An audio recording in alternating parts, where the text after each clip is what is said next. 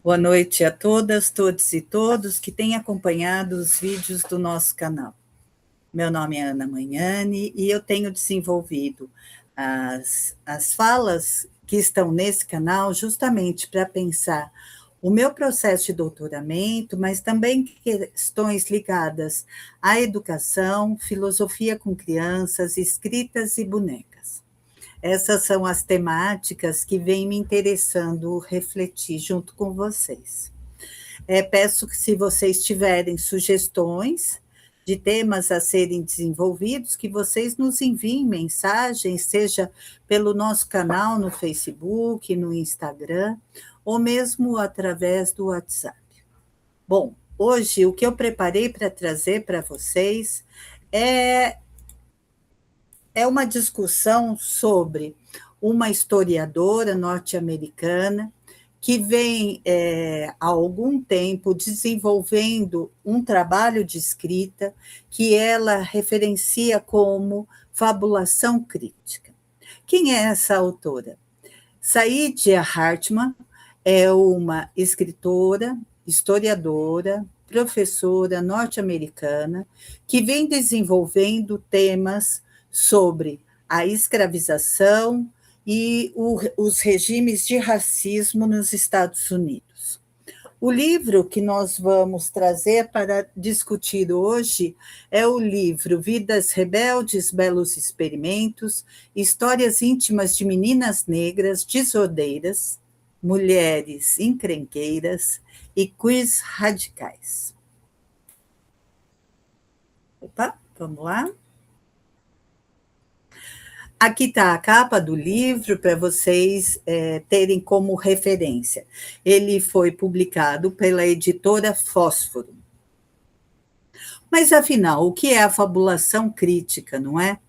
É uma forma, gente, de recontar as histórias de vida das pessoas que foram marginalizadas ou escravizadas e que tiveram as suas histórias reduzidas a documentos oficiais nos quais elas foram invisibilizadas ou violadas.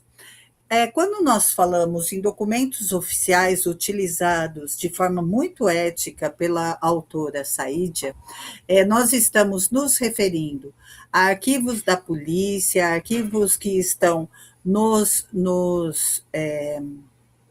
museus, né, a fotografias, diários e todos esses outros arquivos que os pesquisadores acessam de forma oficial para contar uma história.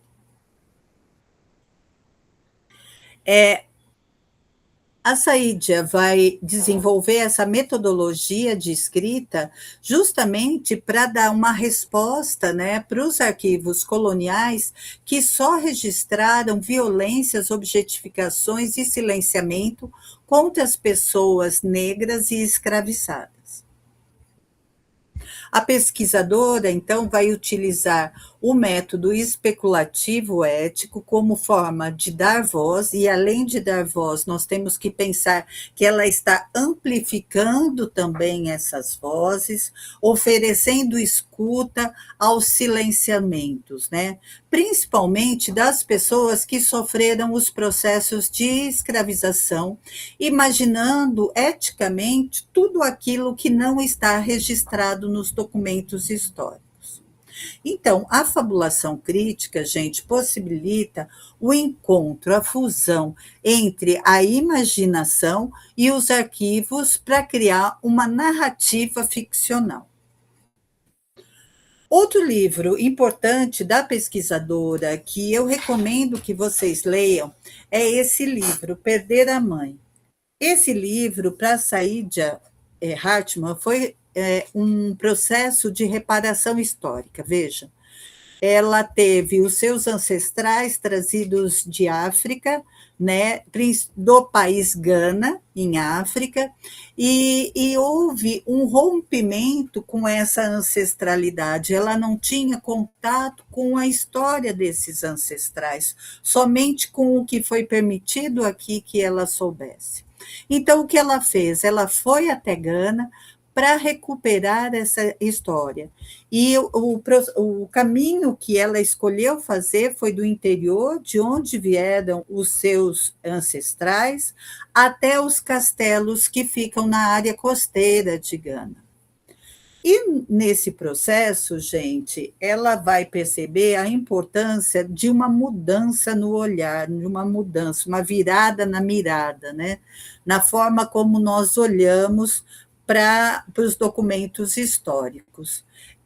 Principalmente porque ela percebeu que existia um vazio entre o que os documentos traziam, apontavam, e o que ela estava realmente vendo durante o seu percurso.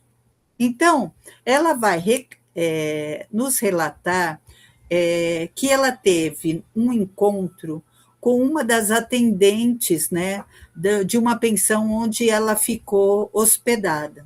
E essa atendente disse uma frase a ela que tornou-se uma grande reflexão para a sua escrita. Veja a frase que ela escutou. Não importa quão grandes sejam os olhos do estrangeiro, eles não conseguem ver. O que essa senhora está dizendo para a Saídia? Ele está dizendo que todos nós que fazemos pesquisa, todos nós que escutamos histórias, nós somos estrangeiros, estamos vindo de fora, né, para escutar essas histórias. E que muitas vezes nós não entendemos porque nós não fazemos parte daquele contexto. Então, o que ela está dizendo, vocês que vêm de fora, que escutam as nossas histórias, por mais que vocês estejam atentos, por mais que vocês tenham vontade de entender, nunca vocês vão conseguir ver corretamente, completamente, porque é muito mais do que um processo simples. As relações tecidas em um território, elas são complexas, né? Elas são sempre atravessadas por uma série de questões que nem sempre aquele que é de fora consegue compreender. E aí, Saídia vai entender a importância de estar o mais próximo possível do real, e para isso ela vai recorrer às fotografias, a mapas e a outras imagens, né, para poder reconstruir as memórias e as experiências das pessoas negras que foram apagadas dos registros oficiais. A revista 451 irá nomear a Saídia como uma cuidadora de história. O que é ser cuidador, gente? Nesse meu processo de pesquisa, enquanto pesquisadora, eu tenho percebido como são preciosas as histórias que nos são contadas. Como quando nós ouvimos uma história, nós nos tornamos responsáveis por ela. E isso faz com que nós tenhamos sempre um olhar muito ético. É imposto a gente, enquanto escutadores de história, que nós nos tornemos responsáveis pelas histórias que nós escutamos. E aí, o que Saídia nos demonstra, sendo uma cuidadora de história, é como nós devemos sempre escrever sobre essa história com reverência, com cuidado, com zelo por aquilo que nos foi contado, sempre mantendo os limites éticos para com essas histórias e para com essas pessoas.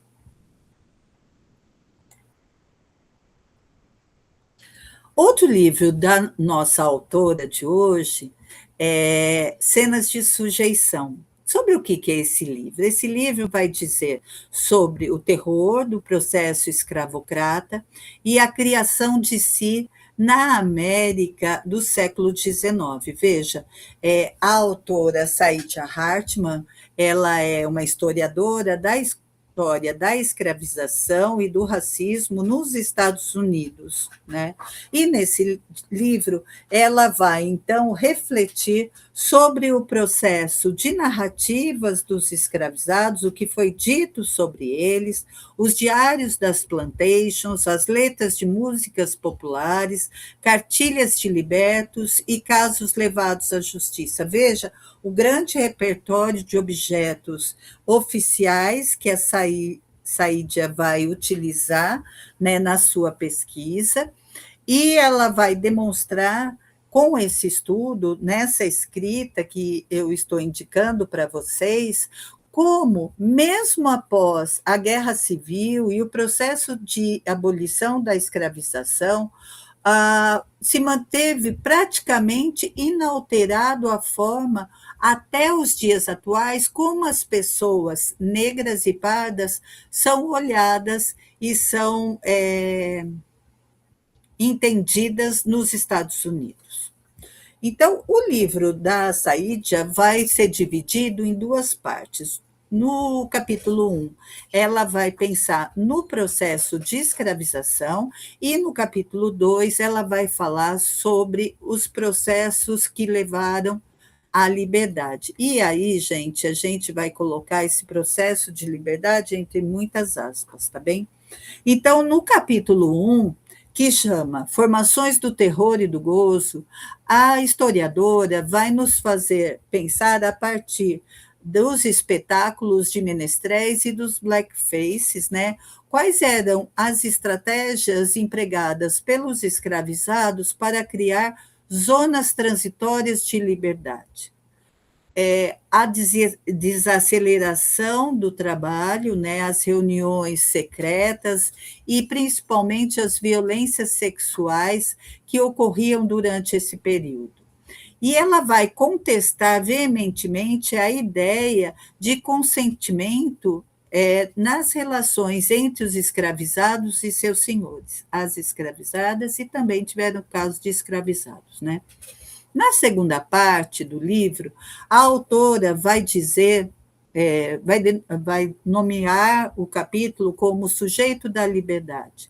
E ela vai, então, buscar os documentos que vão comprovar os aparatos da escravidão e como esse processo de escravização sobrevive na tessitura do Estado moderno dos Estados Unidos. Mesmo após a abolição ter acontecido, ter sido formalizada, ainda hoje é possível compreender como os escravizados ainda vivem processos de marginalização, de pauperização e com obrigações inalcançáveis para se integrarem à sociedade. É importante a leitura, eu considero fundamental a leitura dessa autora para que nós possamos também pensar nos processos de escravização no Brasil, mesmo sendo diferente, né, nos dois países, em muitas questões nós nos aproximamos, principalmente quando nós vemos que ainda hoje as pessoas negras e pardas, né, elas vivem nessa situação de marginalização, e para pensarmos juntos como nós podemos superar, qual é o papel que nós brancos temos nesse processo, né, de rompimento com o racismo, né, como nós pensamos a nossa branquitude. Então, a Saidia vai nos provocar o tempo todo a nos repensar e a pensar os processos que constituem uma nação. E aí, uma questão muito importante nessa leitura é para nós entendermos que o racismo é muito difícil de ser superado, porque o nosso país foi constituído a partir desse lugar, tendo o racismo como base. Então, mesmo que nós estejamos nesse processo constante se nós não pensarmos como o Estado foi estruturado, quais são as bases da estruturação e que levam à estruturação de subjetividades marginalizadas, né? Nós não vamos conseguir romper com todo esse processo. Saidia Hartman, então, é uma das vozes mais lúcidas, originais e respeitadas no debate sobre o trauma da escravização e do racismo nos Estados Unidos. Existe no canal do Museu da Manhã uma palestra que foi ministrada pela autora, que chama Ficções e Fabulações Afroatlânticas, muito especial e que eu indico que vocês assistam. É muito bom a gente poder escutar também a voz, né, a fala desses autores. Um grande referencial no trabalho de Saidia Hartman é Fanon. E Fanon ele vai trazer esse conceito, né, essa ideia, que os slogans, as formas como nós capturamos as pessoas, eles são aprisionantes. Então, a forma como nós construímos ideias, imaginários sobre as pessoas, aprisionam, capturam essas pessoas e façam com que elas sejam mantidas nessas situações. Duas autoras, né, a Saidia e mais uma autora, vão nos ajudar a pensar, então, nesses slogans como aprisionantes. Uma é a Patrícia Hill Collins, né, que vai trazer o conceito de imagens de controle, e a Saidia Hartman com a sua proposta, o seu conceito de fabulação crítica. A Patrícia Hill Collins vai nos dizer que narrativas criadas, que existem narrativas que são criadas para controlar determinados corpos e comportamentos. E isso é produzido para legitimar uma opressão de raça, de classe e de gênero, tornando aceitável as desigualdades. Vejam, isso nós podemos compreender em vários âmbitos, né? E principalmente a partir também da interseccionalidade entre essas opressões, né? Então, nesse livro que hoje nós estamos debatendo, nós vamos ver muitas situações em que as opressões, a intersecção entre as opressões de raça, gênero e classe se tornam presente para que essas pessoas que estão sendo narradas nesses documentos históricos se tornem marginalizadas. É aceitável que elas sejam tidas como marginais. E aí nós vamos poder ver na prática como essas imagens, esse imaginário constituído, ele vai legitimar o modo como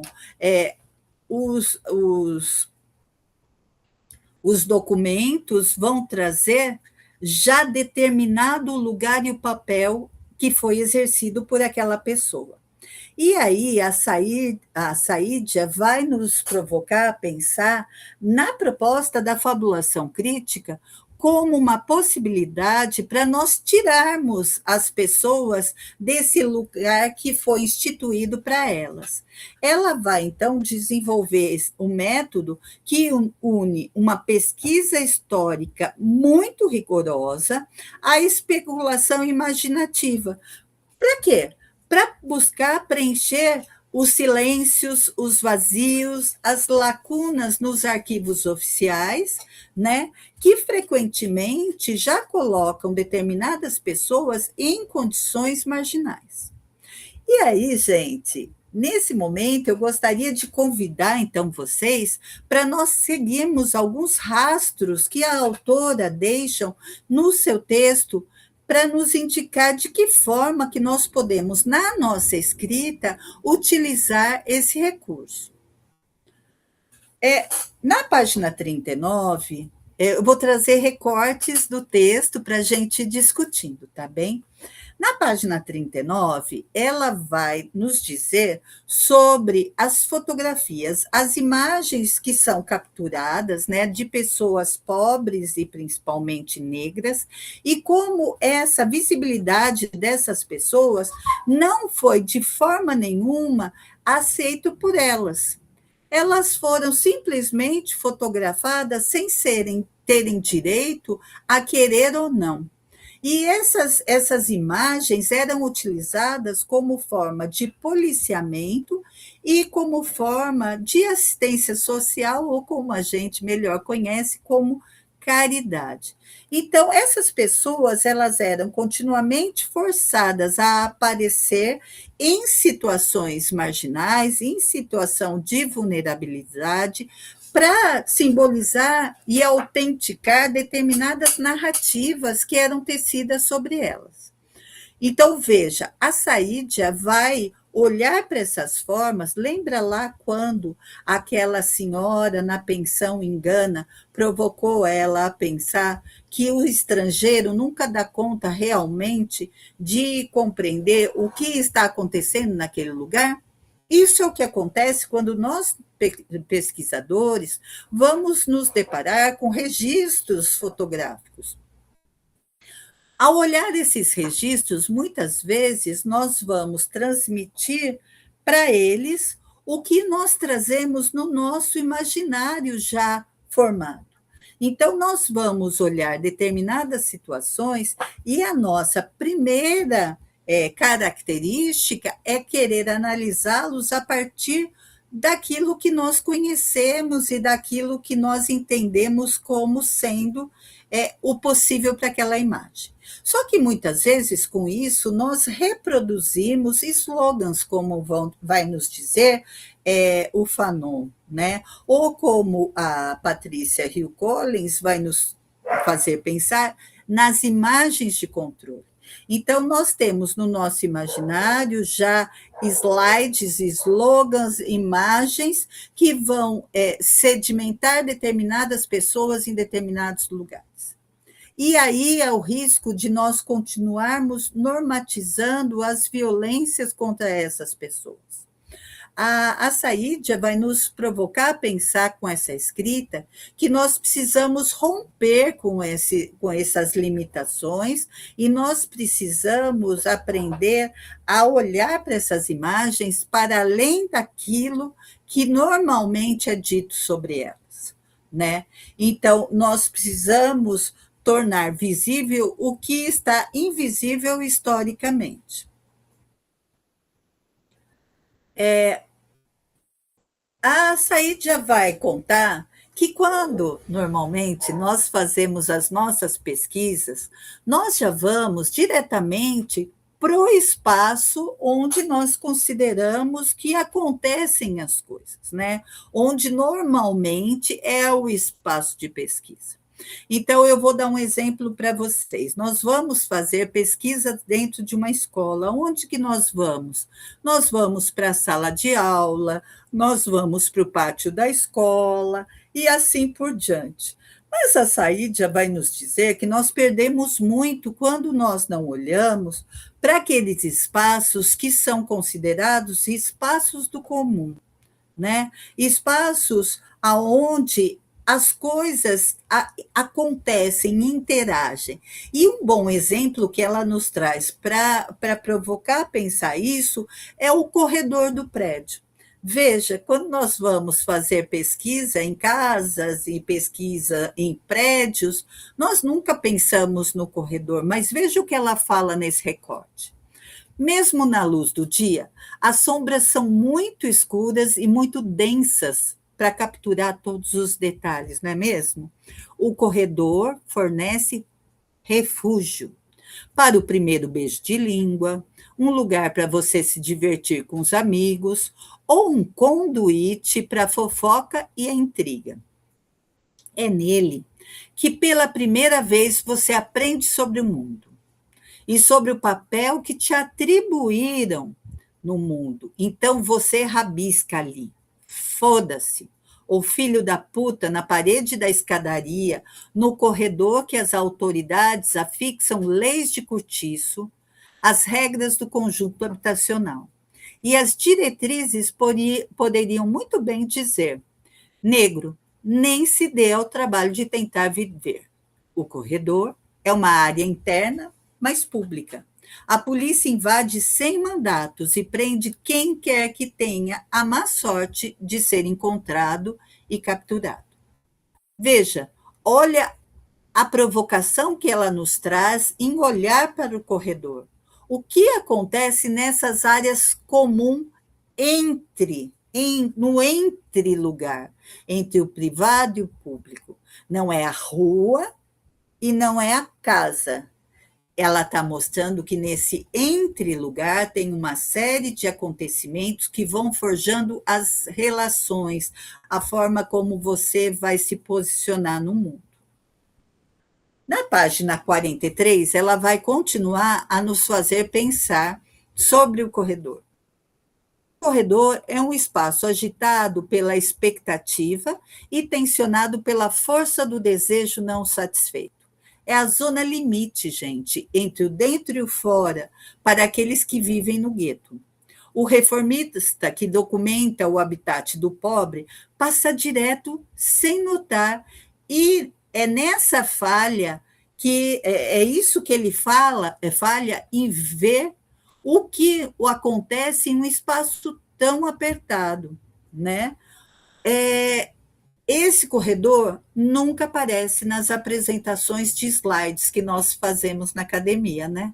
Apenas aqueles que residem no cortiço sabem o que acontece nele. Tudo bem até aqui? Já deu para ter umas ideias aí de escrita? Na página 46, a Saídia vai trazer uma imagem de violência contra uma menina, né? Uma imagem capturada de um corpo nu de uma menina negra. E ela vai nos provocar a pensar que essa menina ela não teve escolha, ela simplesmente ela é uma propriedade. E, como tal, ela tem que estar sempre disponível. E aí, gente, isso é uma questão que nós podemos pensar não somente no tempo do período da escravização, mas como hoje nós ainda consideramos determinados corpos como de uso público, né? Como o nosso olhar captura e coloca esses corpos em determinados lugares de vulnerabilidade, de marginalidade, de inferioridade. Vamos ver o que ela está dizendo na página 46.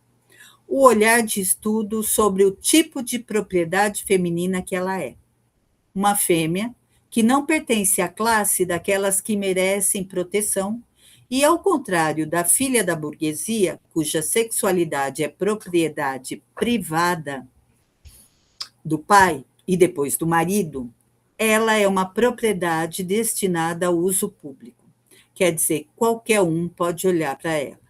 O prazer fornecido pela agressão negada, pela imagem gráfica da personificação negra violada, provê um indício, uma antecipação de que o corpo dela, seu trabalho e seu cuidado vão continuar a ser tomado e explorado. O trabalho íntimo da doméstica definirá a sua sujeição. Então, lembrando lá dos escritos de Lélia Gonzalez, eu acho que aqui dá uma grande ponte para a gente pensar com as duas, né?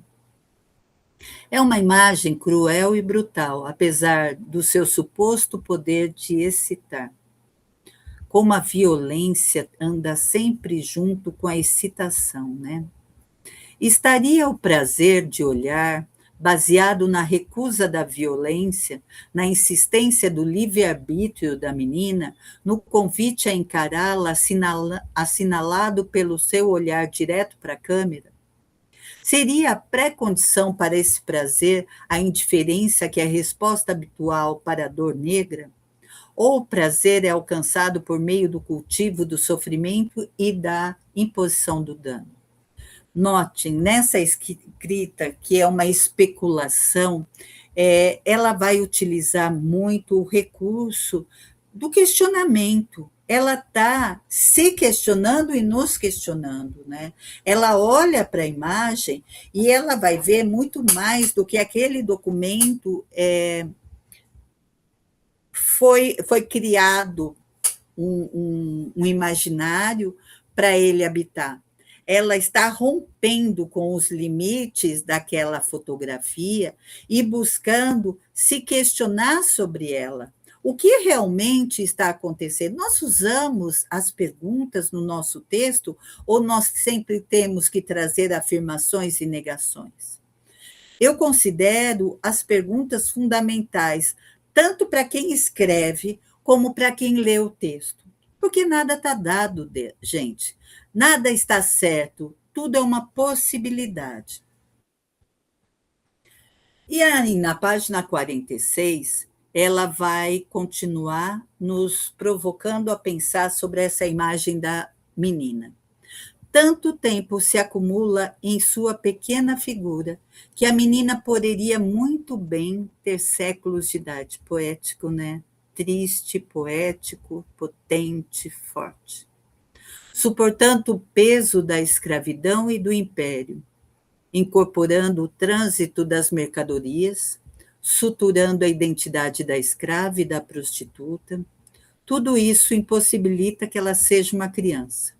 A fotografia fabrica o seu consentimento em ser vista.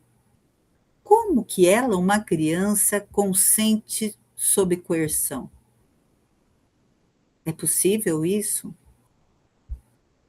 Você vê como ela vai desdobrando a imagem em uma poética, em uma escrita que é reflexiva, em uma escrita provocativa, que vai para muito além do que está dado pelos documentos oficiais. Ao buscá-la, logo encontrei todas as outras figuras que pairavam em torno dela. Sociólogos, reformadores habitacionais, oficiais de condicional, membros de clube de mulheres, assistentes sociais, oficiais da polícia de costume, jornalistas e psiquiatras, todos insistindo que suas visões sobre ela eram a verdade. Por que isso acontece? Porque nos documentos oficiais, somente essas pessoas têm o direito a falar, né? Não é dado o direito a quem está sendo analisado. Ninguém escuta aquele que foi fotografado. Somente aquilo que nós, pesquisadores, nós, doutores, nós, psiquiatras, pensamos que é a verdade. Mas será possível que nós possamos construir outras histórias sobre ela, que nos façam refletir sobre esse período, indo muito além daquilo que já está dado sobre ele? Será que os nossos trabalhos eles ganhariam potência se nós partíssemos dessa ideia de unir os dados oficiais que nós coletamos com a fabulação crítica, sempre de uma forma muito ética, mas usando esse recurso imaginativo para compor histórias que atravessem os limites, gente, sabe? Para tornar os nossos textos com limites mais porosos, para que eles possam ganhar amplitude. Na página 54, a Saíd já vai trazer um outro trechinho assim. Era mais fácil para os profissionais imaginá-la morta ou desgraçada do que considerar a ideia de que ela poderia prosperar, que o acaso ou o acidente poderiam permitir que florescesse. Tive que estar atenta para eu mesma não causar esse dano. Eu considero esse trecho um aviso para nós.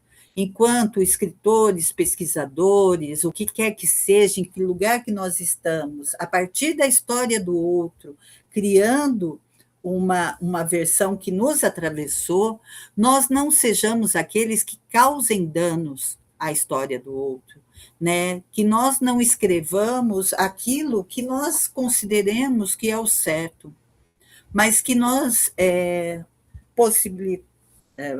criemos possibilidades dessas histórias florescer, e além daquilo que está dado. Veja, era mais fácil para os profissionais. Que profissionais são esses?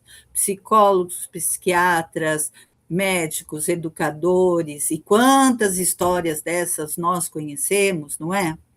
É mais fácil para nós profissionais imaginar essa pessoa problemática, marginal, como morta ou desgraçada, do que pensar que a história dela poderia romper com aquele arquivo, né, com aquele momento em que foi dado, que ela foi presa, né, que ela sofreu aquele interdito ali, que ela foi hospitalizada, que ela foi detida, sei lá, que ela foi capturada numa imagem em um momento transgressor, e ela poderia, a partir daquele momento, ou um pouquinho mais para frente, sei lá, ela poderia mudar, ela poderia prosperar, ela poderia florescer. Então, que nós, enquanto aqueles que estamos escrevendo os nossos trabalhos, as nossas histórias, não sejamos aqueles que vão, então, causar danos a essas figuras históricas. Na página 80 já tem um outro recorte que eu fiz, que eu queria trazer para vocês, para a gente pensar junto. Veja o modo como ela começa esse parágrafo. Ela não começa com uma assertiva, mas ela começa com uma possibilidade. Ela não tinha certeza. Mesmo olhando o documento ali, histórico, o documento na mão dela, ela não tem certeza se aquilo é realmente o que aconteceu. É possível que Matt tenha experimentado essa abertura de seu desejo como uma recusa de tudo que a mantinha no lugar. Presa na lavanderia, acorrentada a uma tábua de passar, sem ar e sem nenhuma possibilidade de mudança. Um ato de coito comum, porque esse documento estava ali dizendo que ela ficou grávida, né, que ela consentiu, como eram os documentos da época. Então, a história já estava colocando ela nesse lugar reduzido de uma rebelde marginal, né, que se desgraçou. Não, é possível que ela tenha querido experimentar essa situação, esse coito, né, fazer esse sexo, porque ela queria desafiar o mundo que estava reduzindo ela, né? Então, é muito, olha só, como essa autora ela está especulando. A especulação é não você determinar as coisas, mas você pensar em possibilidades. Isso que é um processo especulativo. E aí, ela ainda continua ali na página 84, com esse mesmo, ela está discutindo esse caso da Matt, né? E ela vai dizer que esse processo, pelo que a Matt passou, né, foi um processo de autoesquecimento. Criar uma especulação possibilitar que nós pensemos em possibilidades para além daquilo que está determinado. Então, veja, a doçura dos corpos era alimentada pelo autoesquecimento. Naquele quarto, ela podia escapar, se esquivar do apoderamento da plantation e da polícia, e ampliar o tempo em uma expansão infinita de possibilidades. O recurso da fabulação crítica, ele possibilita a poética, ela possibilita essa escrita que trata as pessoas de uma forma mais humana, mais delicada. Nada está dado como certo. Na página 85.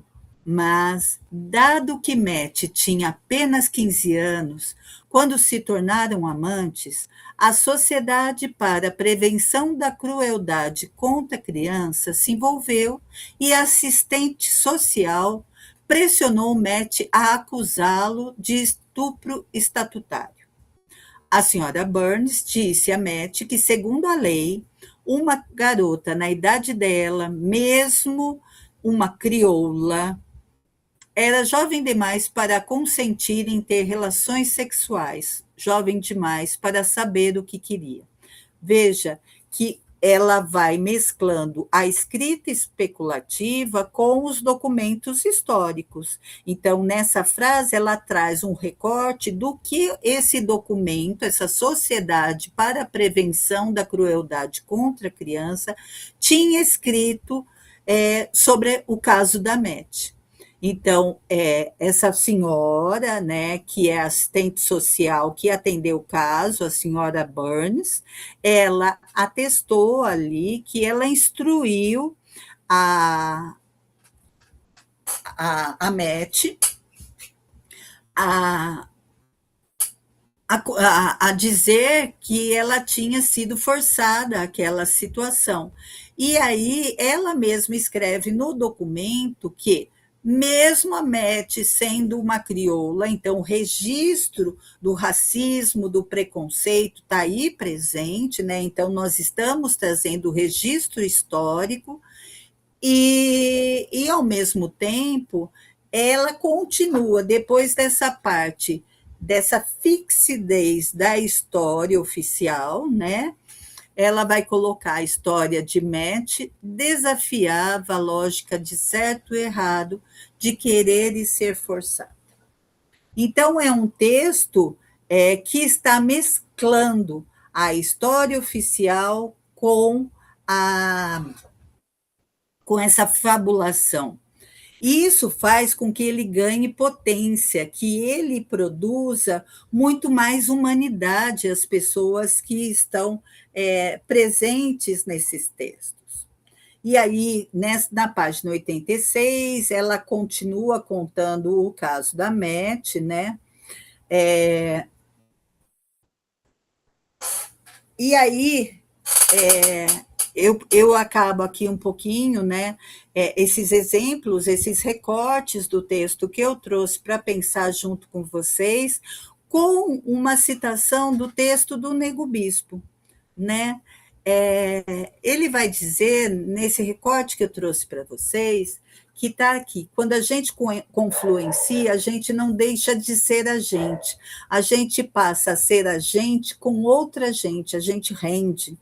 Então é isso, quando a gente passa a escrever, né, nos apropriando dessa fala do Nego Bispo, nós podemos dizer que quando a gente, né, vai narrar um fato histórico, né, vai trazer recortes de registros, fotografias, quando a gente se une, não deixa de ser a gente, mas pensa mais, traz outras coisas, traz a escrita oficial junto com a fabulação, a gente faz o nosso texto render, a gente produz um texto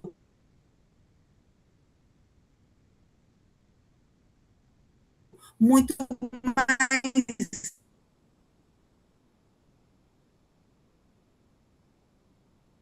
amplo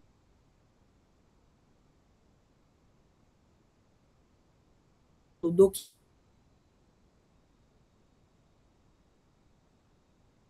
que aquilo que ele está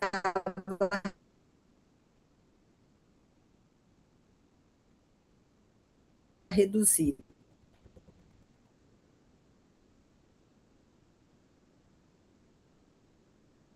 E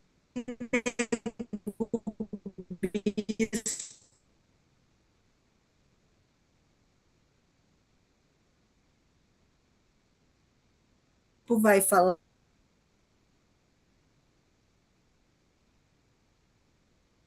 e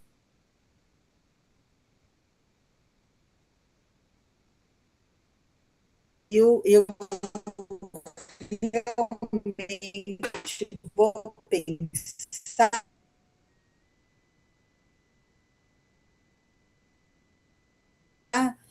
que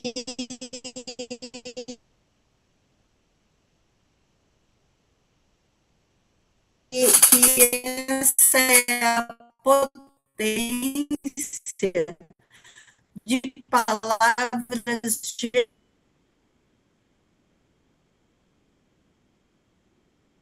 determinantes, né?